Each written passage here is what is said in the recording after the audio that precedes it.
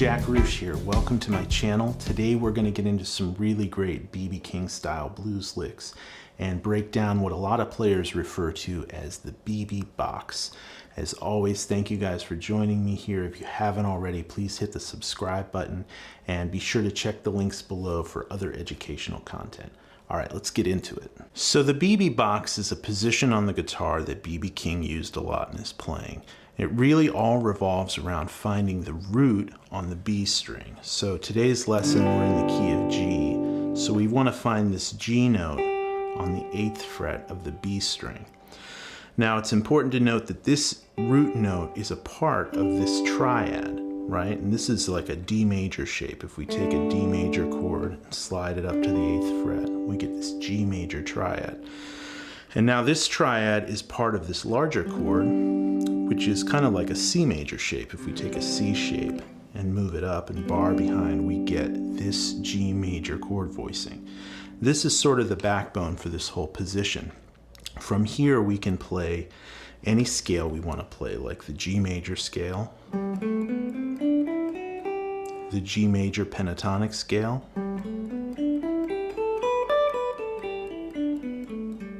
the G minor pentatonic scale, or like a G minor blues scale with the flat 5.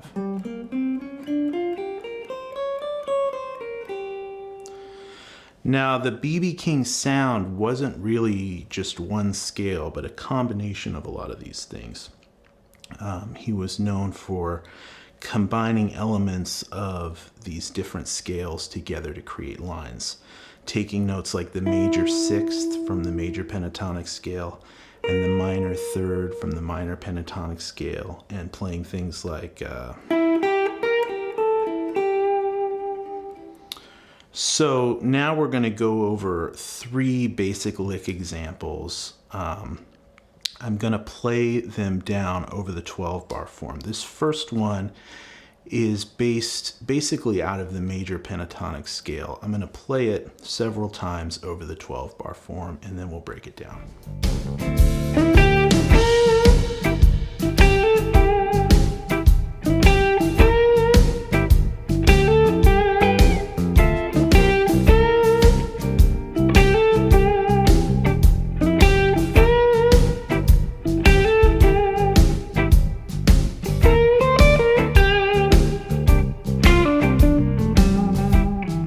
Okay, so this first lick is straight out of the G major pentatonic scale. Once again, in this position, that scale is.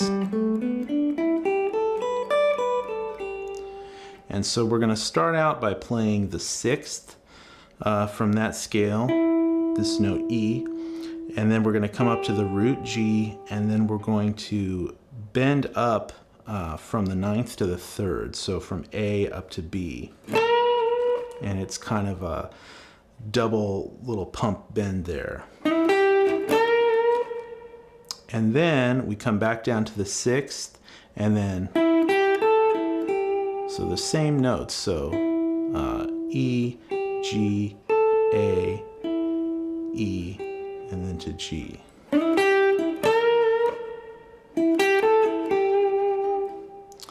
Right, and one of the things that B.B. did commonly in his playing was sort of this like raking motion where he would sort of hit the E note along with the G, and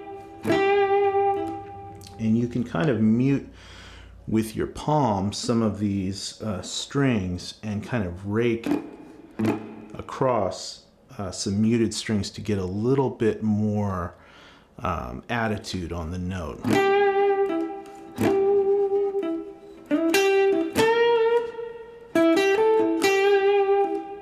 So that's the first lick. I played it a bunch through the form. You can kind of hear how it sort of fits over the chords. One of the things that I did in there was when it goes to the C chord, the 4 chord, instead of bending this up a whole step, I bent it up a half step. And that's because C7 has the note B flat in it. So instead of bending from A to B, I bent from A to B flat. just to kind of highlight that chord. If I was to play a strong B note over that C7 chord, it would rub a little bit. So now let's move on to the second example. This one is going to use some other cool, very iconic B.B. King style bends.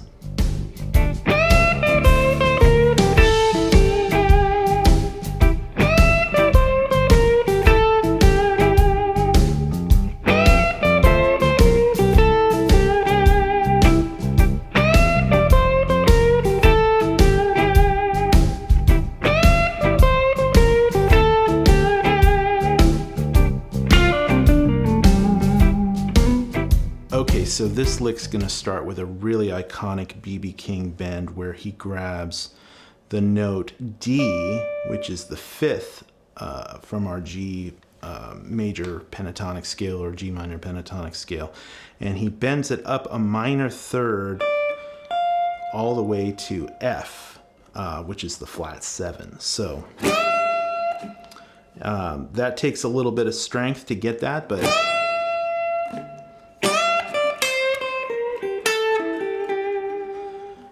it's really a great iconic part of his playing. So the phrase is going to start with that, and then we release back down to the note D, and then we're going to do this little first finger bend on the note C, which is just sort of a half step bend, right? But that's another thing that he does a lot. Right, very iconic B.B. King thing. So then we're back down to kind of what we were playing before. We're going to hit the minor third to the ninth. So minor third, root, ninth, and then again the sixth. So always kind of revolving around that 6 to 1. And this kind of tritone between the major 6th and the minor third really has a great very iconic B.B. King blues sound.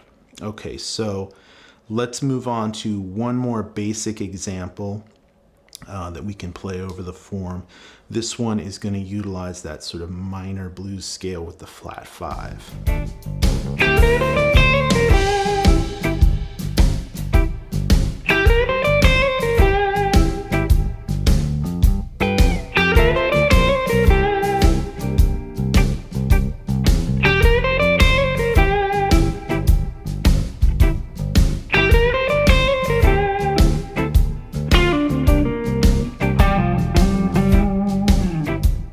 This lick is straight out of that minor pentatonic, minor blues scale with the flat 5. The only difference is at the very end we're going to hit that major 6th from the major pentatonic. But this starts by kind of going right up the minor pentatonic scale. We have root, flat 3, 4, 5, right? The top part of that minor pentatonic scale. But we're going to do this little kind of hammer-on trill thing that I really like to do between the 4 and the flat 5. So that's kind of the trick with this little lick, is this little half-step hammer-on pull-off.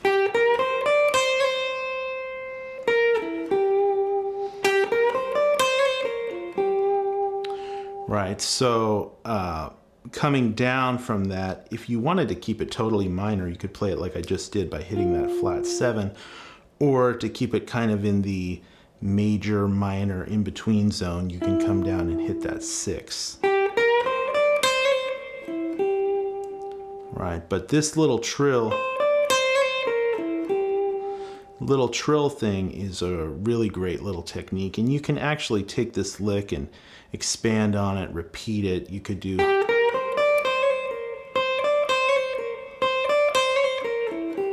or different variations on how you hit that, you know.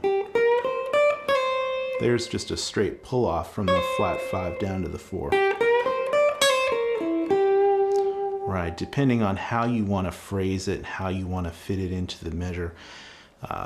You know, these things, when you start changing the groove, right now we're playing over a medium tempo shuffle, but if we were playing over slow blues or something different, a little more funky, you know, the phrasing for these things is very flexible and you can move it around. These are all just kind of basic little ideas that you can expand on, combine with other ideas that you have, and break down in new ways. So now that we've got some basic blues licks under our belt, we can take this a step further by actually outlining the different chord changes in our 1-4-5 blues, all in this one position.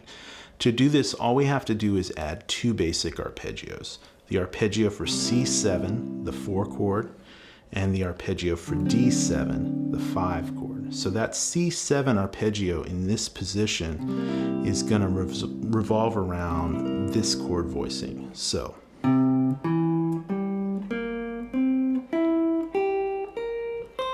all I'm playing is the root, 3rd, 5th, and flat 7th of this C7 chord. And then in the same position, this D7 voicing is right here, and I can play that arpeggio like this.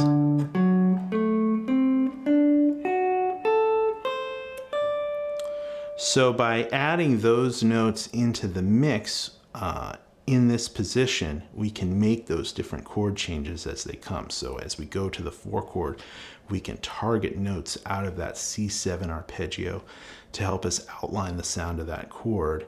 And the same thing for D7. So now I'm going to play an example of the 12-bar form.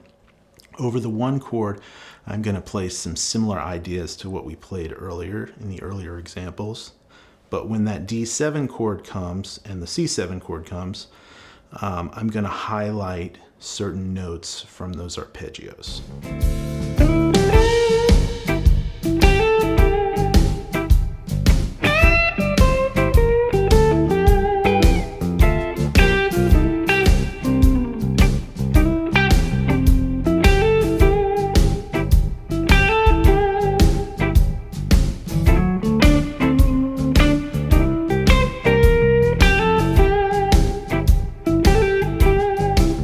Okay, so in that solo example, over the 1 chord, I played a lot of similar kind of G, B.B. King blues ideas. But when we got to the C7 chord, I targeted the notes of a C major triad, which is right here. So it can be just as simple as that. It's really all you need to do to start outlining the sound of a chord, is just targeting the key notes that make up that chord. Then as we move to the D7, I played this little lick, which again is right out of this D7 arpeggio shape, and I play the 3rd of the chord, and then the 5th to the root, and then land on the flat 7. And then when it moved back to the 4 chord, I did the same thing out of this position, just moving it up. So taking the same kind of motif and moving it throughout the 2 chords. Okay, so let's do one more 12-bar solo. This is going to use, again, some of the earlier types of blues licks we played over the 1 chord. And then over the different chord changes, I'm going to kind of further expand on those arpeggios and play things that are a little bit more notey. Now this is kind of breaking out of what B.B. King necessarily would have played. This is kind of taking some of these basic concepts, this position, and sort of expanding on it and creating something new out of it, which is something I really encourage you guys to do.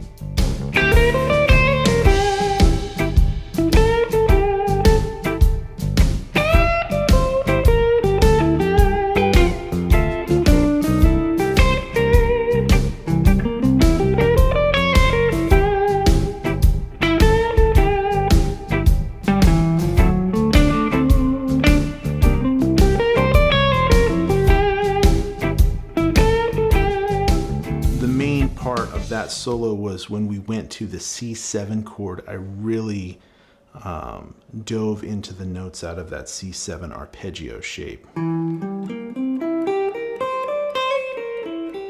And I kind of tied it in with one of the earlier licks that we did, this kind of used that as the top part of this C7 arpeggio. So I started down here on the 3rd and then went straight up the arpeggio. So 3rd, 5th, flat 7th, root, 3rd, 5th, flat 7th. And then from here, we're kind of right into our lick. Right, so that's a really cool way to kind of fuse these two things together. Our knowledge of basic arpeggios, also with this vocabulary from, you know, great blues lines that we hear from players like B.B. King and other guys. So as we moved on to the D7 chord, I kind of played a similar lick